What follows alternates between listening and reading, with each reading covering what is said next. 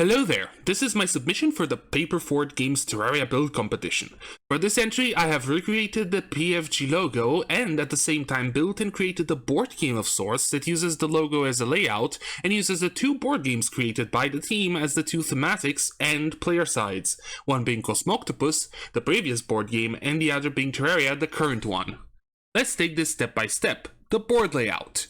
The board has three distinct areas. First is the outer hexagon, which has the tiles for the point tokens. Second is the inner hexagon, which has the resource tiles. And last is the fort, which has two loot tiles, the spot for the cards, and also the flag tile. The player can move around one tile per turn and can use the black lines to move freely on the two hexagons. To move between the hexagons and the castle, each player must use the colored arrows. The player representing Terraria uses the green ones and the player representing Cosmoctopus uses the purple ones. The flag tile can be accessed by any player that is on either loot tile, but is only really active once a player has 4 point tokens active. The card spot is not accessible by player tokens. How to win? The players will spend their turns gathering different types of resources: ground, sky, forest, and loot. These resources will be used to create point tokens and on the outer hexagon.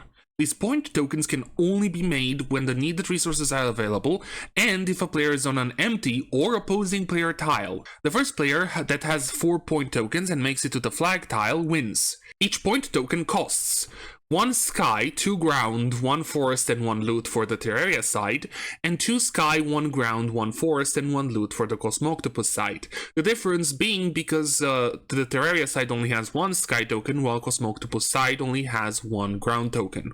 How does a turn go?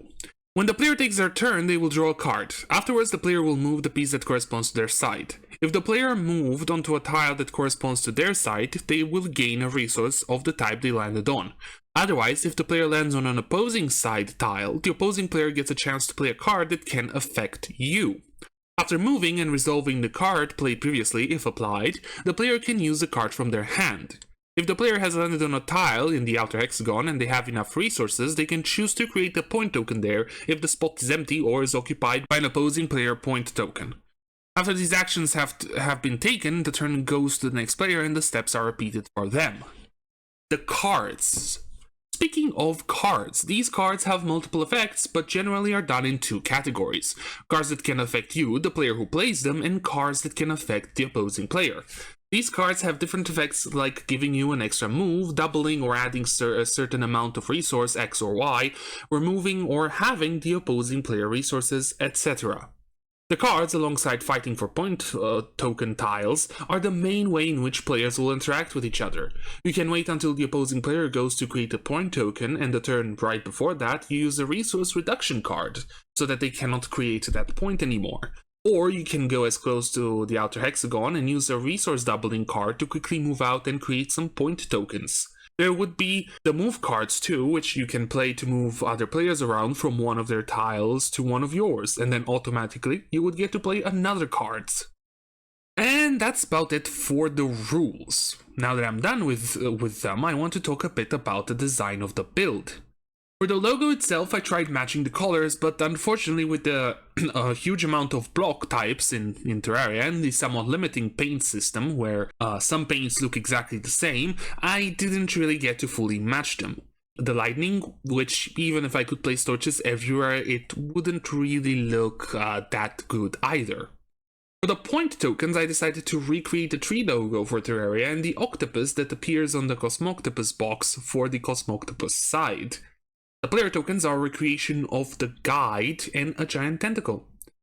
When it comes to resources, I had to be a bit creative when doing the Cosmoctopus ones, as I'm not as knowledgeable about it compared to Terraria.